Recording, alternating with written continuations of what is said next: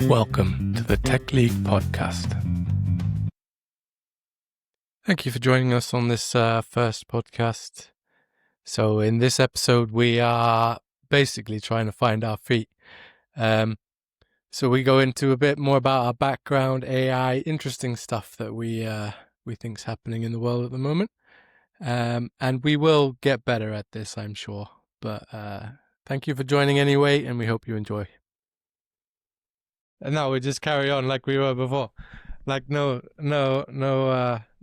difference in tone. That's the key thing, is to try and keep it going the same, and then forget that we're even recording and it's exactly the same. Why are we here? See, you're already doing it. You're changing your tone. I mean, why am I here? You're my co-host for this new podcast we're putting together, right? I'm gonna get into professional mode now. I was you know, when you're gonna start doing the introductions for yourself if you're in like a client meeting or something and you're thinking about it, and then you go into pro mode. Oh yeah, I've done this and this. Yeah, introduce yourself a little bit to us. I introduce us as a concept. So we work together. It's weird telling you that we work together, but we work together. We've worked Maybe together I learned something new today. 13 years now, nearly, in March, in various places in Sweden. And now we have a company together, which we've had for a few years. My background is more in data centers and ops and then more platform. And then I have done quite a bit of software engineering and stuff now. But I would say my specialty isn't in that. Although I know how to architect a good system, I would think myself. Like I know how to do all of the different types of systems. Maybe not so much the data side of stuff. That's not a strong point of mine at all. But like the ops and the DevOps and the deploying microservices or event-based or just straight onto bare metal monoliths, whatever. I don't care. That's fine. But definitely more of a DevOps, opsy background. What about you, sir? How would you summarize yourself in as few words as that? Few words. Yeah, very difficult. I started in 97 in a basement of a nice villa as a embedded programmer. C++, assembly, serial automation, robotics style work. And then I moved on to, have my own company doing more financial companies for small financial institutions to maintain loans and these type of things. And then in around 2000, with a few friends, we started a company to do, what would you call it, like a visual programming, I would say. So like drawing graphs, and that becomes a program. And then I moved to Sweden, and then I met you. Worked in the ad industry. Unfortunately for you, I was going to say. Yeah, exactly. And also, like after that, like we are a lot in the financial world. Like even today, I'm working in finance on the software engineering side, of course, typically as a architect or principal engineer, which just means I have a broader scope than most engineers. I'm not working with singular teams. I work with the whole organization, building strategy and figuring out which way to go. I think we both approach that, but maybe from slightly different areas, because I didn't get into what I'm doing now, which is, well, for the last 4 years, I was doing DevOps transformations, managing like internal developer teams and like engineering experience teams. Now I'm working with a few AI startups to get them up and running from a infrastructure perspective and some programming on that side. But we both approach things now from quite a high level view, but also getting into the trenches when need be. Yeah, I think it's our nature. I like to, we're engineers, we want to build things, and if we get too far away from the building side, like it frustrates us, and so we actually have to do it. I don't think it's optional. And if you can't do it during your professional daytime hours, then you will do it at your own pleasure at home. I see that on myself. Yeah. Yeah. I know we're very similar in that sense, but I wonder at times if maybe that's what's weird about us, is that we genuinely enjoy the lower level stuff, like doing programming and stuff. Because I've met a lot of architects and principal engineers who are super happy just drawing diagrams all the time, and that's what they're happy doing. But I find that the creativity of just starting with a empty project and being able to make something is super crucial. Otherwise, I get burnt out really quick. Yeah, I think it's a blessing and a curse. The more senior you are, and with decades, like almost 3 decades of experience, I would love to be the best programmer still, but I am not anymore. I have to say that because I spent so much time on figuring out what we should do and how we should do it, that I don't get to be the best on like all the new library. There are thousands and thousands of new libraries every year. Every generation has its own new favorite toys, and I'm not proficient at those anymore, which frustrates me to no end when I go in like, oh, there's yet another test framework, right? And then, okay, now you have to use a new paradigm to write the tests. It doesn't help mentally, I think, but it's good to go back to the basics and do some programming. I think that's really, really good for your mental health. It is. I think it's a worthwhile trade-off in a way, though, like you said, because you have the super experienced people, or the people who are like super into a certain framework or a certain language or something. Specialists. But they have like maybe a tunnel vision. But that's good in a way, because you need some of those people that can really debug and understand those like low-level problems. But you can't have that and a big view at the same time, is what I was trying to get at. Yeah, exactly. It's very easy to, even I notice on myself, if I start programming, I have a vision what I want to do and what business problem I'm trying to solve. I start programming and then I notice myself drifting because I'm so deep in the trenches. I make those micro decisions like, oh, should I use this function, or how should I design it? What should be in the data structure? And when I raise my hand and look up, it actually doesn't fulfill what I wanted to do, right? So I have to go back. So that's really hard to switch between these two. That's why it's perfectly fine to have juniors. We need the juniors, we need the senior engineers. And I would say like the most effective people are like around like senior staff engineers. They can get shit done, right? But they will still engineer even if you don't give them a direction, and that's where it goes awry. Usually, engineers gonna engineer. If you don't give them a direction, they're gonna just engineer what they want, and then that very rarely matches the business needs. I do enjoy setting these directions and making sure, or asking the right questions. Really, the more senior you are, the more questions you ask. Really, why are we doing it? And most important, like, should we do this? It's very, very often that I see projects popping up that should have never existed because the engineers want to solve a problem they see, but it's not a problem that the company needs to be, needs solving. Well, we were discussing this the other day. Like the perfect, well, not perfect, but like if you think about it from a logical perspective, you map out all of the features that a certain business needs, you implement them, and then you maintain them and you scale down. The engineering department, because you don't need that many people to maintain it, right? In theory, yes, in theory.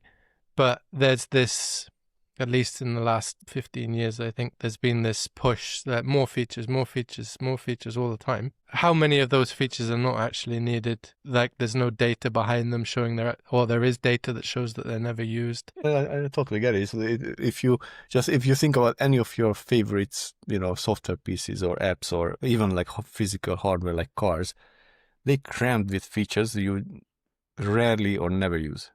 That's all wasted money from my perspective. Why did I pay for something that I didn't need? Like in your car, like the speed warning thing. Like, I don't give a fuck. Don't beep at me because I went 1 km/h faster than I should be.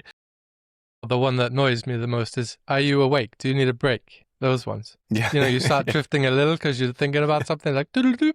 Are you awake? Do you need a coffee or something? Like, fuck off, car. Yeah, maybe that's a safety feature that is good at preventing loss of life. But there's always something. And as you said, like, you rarely see a company that is a startup, let's say, consciously ramping up the development efforts and then ramping it down to just maintain what they have and increase profit without increasing the costs. I think there's this warfare as well, like between the companies, and they live in a bubble. They look at the competition, and they try to outperform each other in terms of number of features. And we have this, they have that we have to have that, and plus one, and then they very easily lose focus on what the customer actually needs, and that's why we end up with this bloated, completely unusable software because applications and whatnot, because they don't fulfill the customer's need. They fulfill some sort of like perceived business competition needs, or like a space race. But I've seen it. Like I'm thinking about some places I've been, and they've built out and they've built out, but maybe they've also. I'm trying to think of a counter argument to this, and I'm thinking of places I've been that have stagnated because they don't push ahead. But that's more of a infrastructure maintaining. Yeah, exactly. But like it's more of like an infrastructure and like legacy, keeping legacy going forever kind of stuff, because they make so much money. But then they can't develop new features because they're bogged down. They've lost the people that they need to do these things. So there is a trade-off here, I guess. Sure, but if it's something, like there's so many dimensions to this. If you create, with the Unix principle, like you create small tools that do one thing and they do it very well, and that stabilizes, very quickly. You don't have new bugs. You don't introduce new problems along the way. So it can be stable. You can rely on them. You can be super robust. If you're always after new features, adding, every single line of code is a responsibility. And it has a risk. It has, security implications. You have to keep it maintained. Most people think it's, software is just software, but it's constant maintenance. There are metrics on this. How much does it, how many lines of code can a single developer maintain long term? I think the recommendations are around like 50,000 lines, and it comes at a cost for the company. And if it's not necessary, it's accumulating over time. And both you and I know like how much money companies spend on something internally that they will never use, or failed projects, or attempts at something that they could just have bought on the market and they try to do it themselves. That's all wasted money. That money could have gone into something that generates revenue. It frustrates me to no end when I see these type of projects. And they just keep building because everybody wants to justify their existence in the company. So they make up new desired features, which actually nobody needs. So I would like to see a trend in the industry where we embrace simplicity instead of adding on like new features to everything all the time.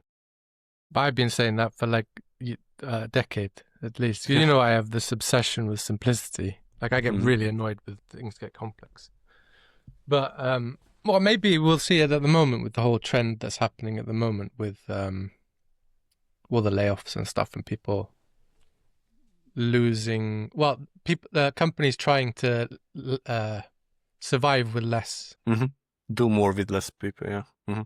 Yeah, I think they're betting on AI too much, personally, but maybe we will see them forced to embrace simplicity because they have less people. I think it's going to get worse for a while before it gets better, because AI makes it so easy to generate code. It's almost free, and the complexity will increase. And complexity is not just lines of code. And imagine all the interacting features. We have a website, and then you want to introduce subscriptions to the website, and then you have to decide which feature is in the subscription, which one is outside. Just adding that one feature of subscription, it has so much implication on the code, and different pricing for everything. Everything has to be redesigned. So and the next time you add yet another feature and yet another, and those play together, and the complexity increases exponentially, because now you have to test every variation. Like, what if the user is just a visitor to the website?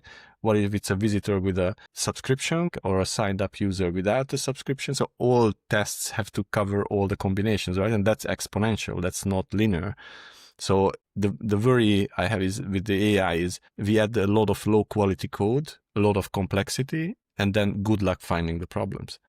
AI might help trying to find the problem as well, of course, but will it be efficient enough economically? I'm not convinced at this point. I think one of the things that AI is missing, or the LLMs at the moment are missing, is the ability to contextualize the software within their head. So I mean, like have a mental model of the software. So like, and that's something that you lose as well if you are using AI tools to create the software, is you don't have the mental model of the software, so you can't quickly identify problems. So it's just gonna, well, I can see a lot of slop coming our way, which is good for the older guys, but I genuinely worried about juniors. But yeah, they almost being pushed out from the market, and you can't have seniors if you don't have juniors. There will be a gap, I think, on the market. Most of these like low level work is replaced with AI, or maybe the juniors will have to be just different. The juniors will be AI juniors, not see what I mean, like the AI specialists or like AI prompters or something. I heard a good slur for them today, by the way. Promptstitutes. Yeah, fair enough. Yeah, so people like always running to the prompts to get an answer. There's someone who asks ChatGPT for everything is a promptstitute. Yeah, we're gonna see a lot of those folk coming in. So I don't know, like how do you teach the fundamentals if you're not doing the fundamentals to the software engineer? So I think there will be a gap. Don't think it affects me much in my personal life, but I don't think for new like beginners, and we have a huge number of people who were bootstrapped, like relatively new programmers when we had high demand for developers, and they got trained very quickly just to be part of the workforce. They are the first ones suffering from this, obviously. And then if we have a gap in the timeline, right, like so we don't have new juniors, because how can you be a junior if you're being replaced by AI? Then you will never have seniors in the end. So there will be a growing gap between the old school who, as software engineers who have the foundations and the knowledge, and the new ones who just rely on AI on everything. I think it's different because I know in the past I've likened it to when they went from assembly to compiled languages, but I don't think it's like that, because before you could do away with most assembly programmers. Well, at least over time you could slowly get rid of them and shift, and then everyone could shift over. But I don't think the current or even near future LLMs are going to get to the point where they could replace enough of the software engineering and infrastructure engineering side of the industry that everyone can shift over to using AI. Do you know what I mean? So I don't see it being, I see it more as we've shifted into the AI chat now, by the way, but I see it more as just a good way of interacting with people. That's all AI is going to be, but I don't think it's going to be able to replace coders. Maybe front end, but that's because they have so much web, HTML and JavaScript that they can pull and train the model on. But also another point on that is that you know how it's statistical and it will pull the most likely next word. The bell curve for the bell curve for programming, you don't want the middle. You want the top end to have the good code, not the... Yeah, but it has been trained on mediocre code. I'm not sure. I'm just to reflect on what you said. First, I would love if AI can be used to remove the lower layers of coding, right? Because after almost 30 years, I don't want to write another service. To be honest, I don't give a. Just let others do it. If it's done by AI, I don't care. What I want to do, in an ideal world, this is what I want to have. I want to draw a diagram. Hey, look, I want this service here, that service there, do this, do that. And then AI makes it for me. Right? Spoken like a true architect, that is. Yeah, because if I'm not interested in the implementation details. That's not where the value is. It's in reality, if you define the interfaces, this is what I want, this is the API, this is what it should do. It's fun to implement it as a human, as a programmer, but the business doesn't care if it's written in Java or assembly or whatever. But we've been saying that for years. But like with the concept of like standard templated services is the same in a way. Like you don't want to have to reinvent the wiring every time, because wiring takes so much time, but it's always repeatable. So like when we work, you were around when we were at Uyala and we did the standard service, the standard Java service. And so that all teams migrated to that, and then it's literally they just write their business logic in it. Yeah, but yet every company does the same, right? so yeah, exactly. So there could be a place for AI, of course, and it's really, I don't care if it's AI or not. It's generated code, really, that does what I want to do, and I don't care if it's done by AI or a template engine or natural language processing or human. The point is that it's done, right? In the end. But the reality is, I think that we're not there somehow. And even if we could have standardized everything in the industry, we never did. Every company, like there are de facto standards. Most companies use, Spring Boot with Java, for instance. But it's not a standard. And every team does it a slightly different way. There's always flame wars about this. People seem to be very opinionated about this. And I think that holds progress in that sense. Maybe AI can get over this. You said to me before, I remember us talking about this a few years ago, how in a lot of ways the software engineering and IT industry is pretty immature when it comes to standard stuff. You look at like mechanical engineering and other places. Yeah, I'm ashamed of software engineering. But like the first only good one, good in a way, was GDPR, I think. Oh, but that's more like a legal framework. Yeah, but it forced a standard on the industry that they have to follow, or there's repercussions, and it was kind of like the first one. What I mean is like I think, look, if you're I'm not a civil engineer, but if you're an architect, you know what bricks you can use, and those are standard. You know what the dimensions are. You know what the load bearing capacity is. Everything in our industry, we just shit together something and then see if it works. Like seriously, and of course, like you write tests and whatnot, but most engineers, if I go to them, it's like, oh, what services are you running? They give me the services and say, how many requests per second can it take on this setup? They have no clue, because how could they? Like the only place where I've seen some level of good standards it's not standards but reliability or calculability was in real-time programming, real-time in the industrial sense, where you have guaranteed times for operations on the CPU, and if it will, and for a fact it will finish within 3 cycles, or it will give you an error, so it will return an error. And then you can build up like very very solid software on top where you know exactly what the performance will be. But other than that, all you can do is like you build it and then you try it out, because it's so complex and everything that it's that it's impossible. And also, like we have 15,000 logging libraries and other frameworks, and everybody does it differently. And it's just wasted human life. If we would have standards and we could say this is a whatever ISO whatever standard, and we follow that, then I know what it means. Now it's like, oh, here's this new library that somebody wrote in, sitting in the mother's basement, and the whole company relies on it, and it just follows what they thought was good. So there are no guarantees. There's no standards. Like you can't express in simple terms what it is that you're looking at when it comes to software. It's very, very weird. Although it's that's the beauty as well. But yeah. But it circles back to when you were talking about Unix principles, and I had a thought when you were talking about it. The only reason that worked out so well is because you had Linus being a dictator. Probably. Yeah, and so like. I'm not advocating for dictators, but maybe we need a dictator to start saying. You know what I mean? Oh. No, yeah, there's a lot of problems. Yeah, but we're here to talk shit about it.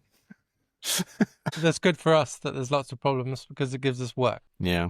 And also, like, I remember the perspective of time. When I started in 97 and I started working with some, I can't remember, maybe like 40, 50-year-old veterans of the industry. And every time, we discussed some topic, they came up with, but in Berkeley, like in the 60s, they did this project. So every time we came up with some new idea, they could refer back to a similar idea that was already thought of a decade or several decades ago. And I keep seeing this, like we keep reinventing the wheel. It's just different languages, different library names, but it's always the same concepts coming back. Well, what did I saw the other day? People are starting to complain about microservices and wanting to go to monoliths again. Yeah, it's always a circle, always. So it's like, yeah. We have so many of these repeating patterns in the industry, and we could dive deep into many of these really. But a very simple one. In the beginning, we had like big supercomputers, and you had just terminals. When I started in the university, yeah, me too. I actually used terminals. That was the dumb terminals. Yeah. We used a few old like this. I'm blanking out what the. You had Soviet ones. You did. No.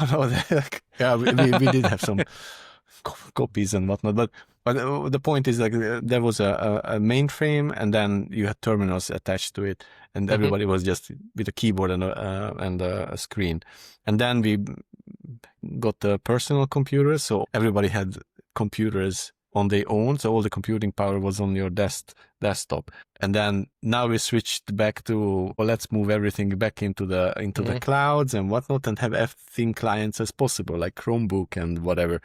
Yeah. But now, because of the like overstepping of the geopolitics and companies abusing their power, now there's push to like push the compute to the edge and like store your own stuff, and because then nobody can take advantage of it. So it's a constant back and forth, it's a pendulum swing in the industry, and it's the same with the microservice monolith. It's the same problem. And that's also a topic that is very interesting. But we're finding topics for future episodes already. Yeah, I mean, it's just too much to talk about, I think, in one episode. That was well, let's just say that was a good introduction to us. Yeah. So in future, we'll pick a weekly topic, some sort of news that's happened in the week, and we'll talk about it each. I'm just going to Google it for this one, so we can see. If I can't actually Google it because there's a dog sat on my hand, but if you give me a second. Tech news of the week. The top one: OpenAI's potential 500 billion valuation and Sora 2's ability to generate copyrighted character. There's no way. Well, I don't see how OpenAI is worth $500 billion, because they've already said that they're gonna need more to get profitable than they'll ever make in the entire lifetime of the universe, or some madness like that. Like, I don't understand how they evaluate that, how they have that high of a valuation. And then I was discussing it with someone the other day. We're literally running out of places to put NVIDIA servers to train new models, and then once you run out of data center space, the cost for getting more will go up, because it's a supply and demand issue. So the less space there is, the more it's going to cost, the more the models will cost. It's just going to be a never-ending. Well, it will be not never-ending, but it will go up for a while. And then the other problem facing them is that data centers have such a long tail to get going. To get planning permission, you have to do all the building work. You have to build out all of the infrastructure and everything around it, and the power and the network and the cooling and all that stuff, and then it'll just be instantly full, and they'll have to make another one.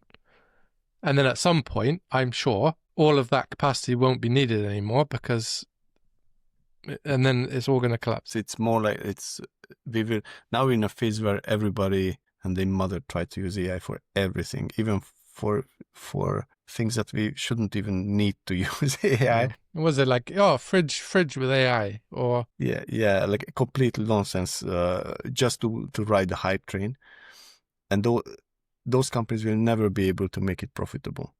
And when that realization hits, when the investment money runs out, that's when there will be a massive consolidation, and that's when we will have excess capacity on the data center. So I think that will lead to a drop in pricing for everyone, because there will be oversupply of data centers. So yeah, it will be cheaper for most of us, I think, long term. But right now, it's just crazy what's happening. It's everybody overpromises on their products.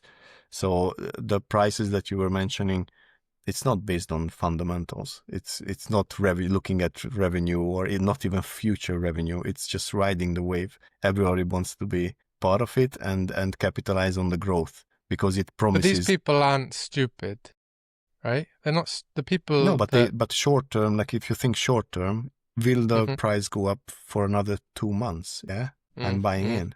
And that drives the price higher again. So this will collapse like at some point. It has to. But look at Tesla. What Tesla does, absolutely overvalued. It's like the P ratio is like 100 or something. Yeah. Meaning it's never gonna be delivering on the price that you bought the share for. It's impossible, and people still keep buying it. People are not looking at the economical fundamentals. They jump on the hype. That is all power of personality, I think.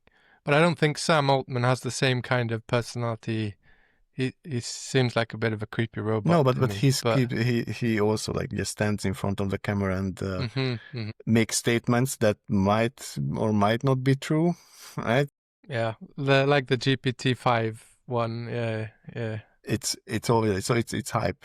And especially think about it, like even we're in the industry, so we see we know how these models work, and we cannot have a mental model about it, but most people don't. So why would if you just explain like, hey, this is just a word prediction thing. Yeah, but if people think they have souls, they fall in love with AI and whatever, they have no understanding what this is that they're looking at. And I think that's you can see that on the stock market as well. It does seem like magic to me sometimes, even though I sort of have a baseline understanding of it. But like the other day, I was using Mastra, and I was like, "Oh, generate me an image of toast," which is always my test thing. And like it was maybe 20 lines of code using Mastra and the Versal AI SDK, which is super good, by the way. And it just generated me a really good image of toast. And I just sat there for like a minute going, how the hell does this even work? This is magic. Yeah, but that's another, like that's a very impressive work, especially the short videos. Those are very impressive technically. What's impressive to me in that technology is that the consistency between the frames, because generating one image, like if you're talking video, one image is simple, but video has to be consistent between frames. You can't have like suddenly the head jumping over like 5 centimeters. But then they also do voice and sound and match the frames with the voice and sound. Yeah. But what they do is they don't generate the frame by frame. They generate as part of the frame over a time. So that's the prediction of like not that or the generation is not happening frame by frame. It's happening like section by section, drawn out by time. So that's why it looks so smooth and consistent, which is amazing. But again, like going back to is it worth, or like what's the fiscal value? The financial value. There will be niches where this is absolutely staying with us, and I don't think it'll be niches. I think it'll be everywhere. But no, what I mean is like niches will be profitable. Yeah, okay. But the way I see it is like the technology has raced ahead, and there's this whole gap to catch up. That's where the innovation will be, not in new models, because they'll hit a wall. At least that's what I think. Or they'll get slightly better each time. But there's this whole gap where, because it progressed so quickly, that we have to catch up with the rest of the industry in using it in the right ways. For like Lovable is a really good example of finding something that, well, they were quite early, but they've unlocked the ability for a whole segment of the population to do something they couldn't do before. And we'll find more of these as time progresses, because people will realize that they can use this to do that. But there's this whole gap, I feel like, of potential innovation just to get to where AI is now from where we are now. Do you know what I mean? So I see a lot of potential. Maybe OpenAI's valuation is betting on that, because at some point the cost of the API usage will go up. If they can last out, I don't think they're going to be able to last out Meta and Google, but if they can, because most people I know use OpenAI as the primary like API for whatever application they're building, and then they raise the prices, maybe they can become profitable if they're not constantly pushing the models. If they're just serving the models, maybe because all the cost, I think, is, most of the cost is in the training. Yeah. But then if they stop training, is that going to kill the hype train and then kill the valuation, pop the bubble, and then they die? I don't know. I think what we discussed is like circles. We will see more and more where companies train their own models, because that's the most effective. You don't need to train a model on Dostoevsky if you want to just have your company's internal knowledge in an LLM, right?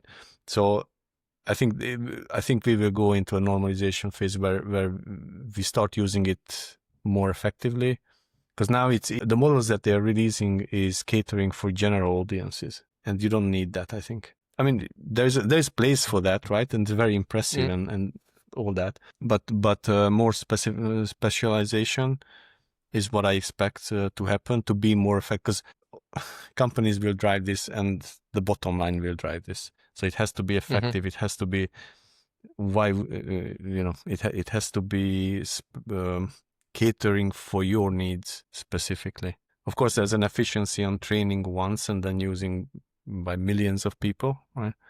But but there is a need for higher quality as well. Yeah. And there's already a trend of more reliability, or to reducing the temperature, so the models are not randomly picking the next words, but it's consistent. There's a whole area where that's super important, and that will emerge for sure. So there will be a lot of movement here. It's something that we have to keep an eye on, and this is definitely something we in the industry have to be aware of, and we have to educate ourselves on these technologies. Otherwise, you're gonna fade even faster than usually. So, yes. Our industry is brutal in that sense. If you're not keeping up with the technologies for 5 years, your knowledge is almost obsolete. You're screwed, yeah.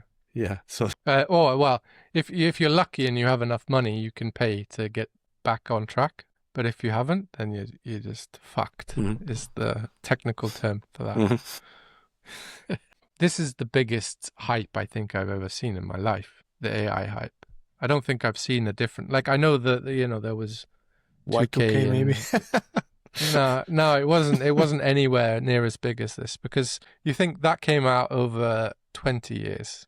80s when they first started doing the internet stuff, and then after 20 years they had some stuff online, but most people still didn't buy stuff online. They barely used online, and let's be honest, it's only after the iPhone, that the internet really exploded, I think, properly into the mainstream.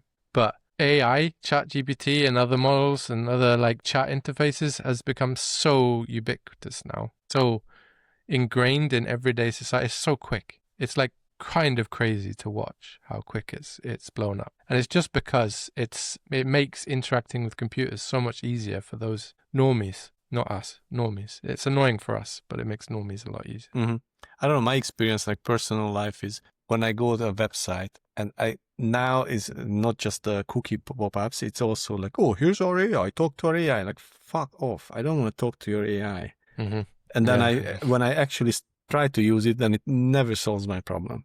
Not once have I had. It's only a tool for them to reduce the cost for customer support, of course.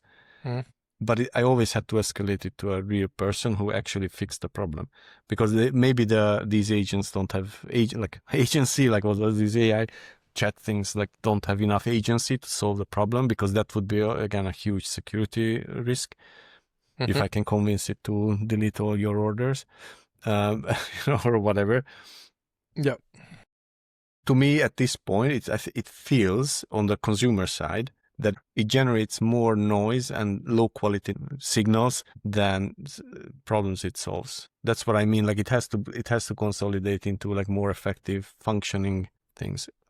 It's amazing when I write documents and it helps me use proper sentences. It's really great at that, but that's a different application of the same technology. But if I can challenge you a little bit on that. Mm-hmm. We're computer power users. We're used to having everything do exactly what we want most of the time. I think of it a similar kind of shift maybe is when, I don't know, self-service checkouts started happening in places. Now, I get annoyed when I go to Biltema and the self-service checkout's closed because I want to go through the self-service. But a lot of people don't like using them. They want to talk to a person. Mm-hmm. So maybe you're just on the spectrum too much. But for most people, obviously for most people, we're not the average user of these services, right? So maybe the user experience for them has 10 times better than it was before, even with these non-perfect chatbots. Okay, I can see some truth in that, because I hate talking to people on the phone, for instance. Right? Yeah, I mean, or like I have a mental barrier to call someone. Yeah. So if I could get it done through such a chatbot, I would be amazed. It's just my experience is not that typically, but I could see like a lot of very good use cases where I'm looking for a product, and I used to do a lot of like hours of research, like what's the resolution of this thing, and how does it compare to that? If we can compare products very quickly, it's I could see that like I go on a website, hey, I'm looking for a furniture in this with these dimensions, this color, this purpose. Give me the options, so I don't have to browse through IKEA's whole catalog. Yeah. Right. But I guess that's where they're going with the whole agentic stuff, and you can do networking of or like, I'm not sure if it's called networking of agents. So you have a controller agent, and then you get the other agents to do all the different types of research, consolidate in the controller agent, and then return. But is it going to be? That's probably going to be too American centric at the moment, because I'm thinking like the first thing that popped in my head was like pre-React AI or something. But that's to get prices for a specific item. Here's a challenge: like even if the utility is there, like in the example, like I said, like something that goes out, compares all the products for me from the perspective that I wanted them to be compared with, and does that, what's the profit margin on that? Like so if you're a retailer and you're operating at 5% or whatever, does it eat away your profits, or do you have to raise prices? So so there's this is what I don't see happening. Like how can you make it profitable for the company to do this? Because I see the value of it. Yeah, but the fact you can't make it profitable now, and prices will go up. They have to go up for AI. So yeah, so if you're trading like convenience with higher prices, like in my example of the self-service checkouts, they're good for people like us, but they're also good for the company because you don't need to hire as many people. Yeah, exactly. Well, yeah, but then stealing goes up as well. So everything has pros and cons. I'm not seeing yet like where we will settle with these things. I think the personal assistant style agents is probably where it's from a consumer perspective where we're gonna end up. We already have like you can ask your Siri or whatever to do your shopping and whatnot. That's probably gonna stay. Yeah, and get more fleshed out. Yeah, but it has to be built into the pricing, right? That's the challenge. I don't think the problem is the technology in that sense. Like, can we do this? Yeah, but can we do it in a profitable manner? That's the challenge here. Not because right now we're just getting all these like, oh, AI can do this, amazing. Yeah, but okay, but would you pay for it if you have to pay for the training hours? And the answer will be no, probably not, because I can just click a button myself. They're gonna end up in this kind of like middleman area between the buyer and seller. So they probably end up trying to monetize both ends. Unless you're running your own, of course. But I was thinking about the more general use case of AI providers. There's a lot. I mean, there's going to be a lot of crazy shit happening. There has already been a lot of crazy stuff. That's something that amazes me about humans, is that you can just we just get used to stuff so quickly. It's just like, now this is the new normal. Like I use the example of like watching Next Generation as a kid, and you'd see them using these screens that they held in their hands, and I thought, that's magic. That's never going to happen. And now every day I play Hearthstone or whatever on my tablet and my iPad, and it's just the new normal now. They imagine this amazing technology, and that's what you're using it for, playing games. Yeah, exactly. That's the same with AI. People are using it to make themselves girlfriends and boyfriends and stuff instead of, you know. When the mobile phones came in first, my girl, like, nobody had a mobile phone. It was too expensive. But my back then girlfriend got a phone from the company because she was an assistant to someone, so she needed to be reached. And I remember like how invasive it was to our privacy. You know, it could just ring whatever. And I was super, not offended, but like super angry about it. Like, is this what it has come to? And now that's the most normal thing you can imagine. That you're home with your family or whatever, and the phone can just ring, or somebody sends you a text or whatever.